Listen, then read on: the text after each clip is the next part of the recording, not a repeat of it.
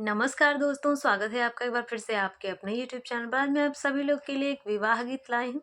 उम्मीद है आपको ज़रूर पसंद आएगा। इस गीत को पूरा सुनिएगा और कमेंट में ज़रूर लिखिएगा कि ये गीत आपको कैसा लगा। का देखी झलकेला झलक मछलिया, अरे का देखी भौरा गुनगुनाई रे ललनवा, अरे का देखी भौरा गुनगुनाई रे ललनवा, का देखी झलकेला झलक मछलिया, अरे का देखी भौरा गुनगुनाई रे ललनवा, अरे का देखी भौरा गुनगुनाई रे ललनवा।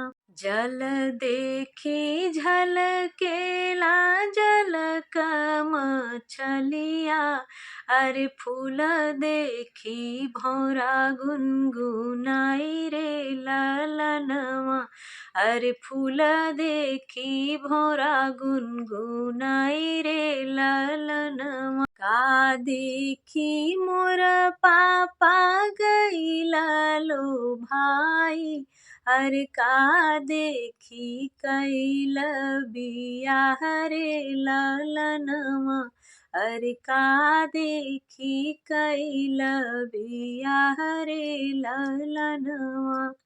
बर देखी मोरी बेटी गईली लो भाई, अरे घर देखी कैली बियाह रे ललनवा, अरे घर देखी कैले बियाह रे ललनवा।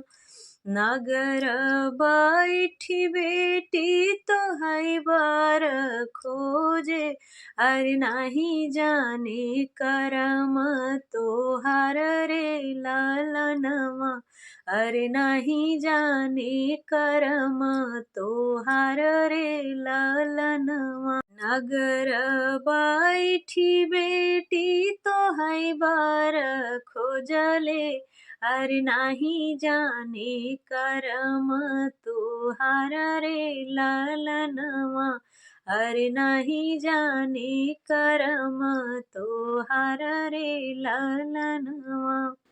ऊसर गोड़ी बेटी का कर गोड़ली, अरे नहीं जाने करम तोहार रे ललनवा, अरे नहीं जाने करम तोहार रे ललनवा।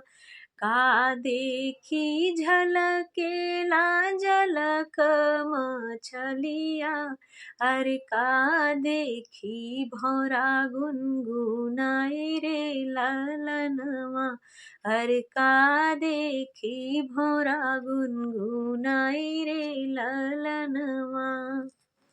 अगर ये गीत आपको जरा भी पसंद आया हो तो कमेंट में लिखिएगा। चैनल पर पहली बार आए हैं तो प्लीज़ हमारे चैनल को सपोर्ट करिए, सब्सक्राइब करिए, गाने को लाइक और शेयर करिएगा। धन्यवाद।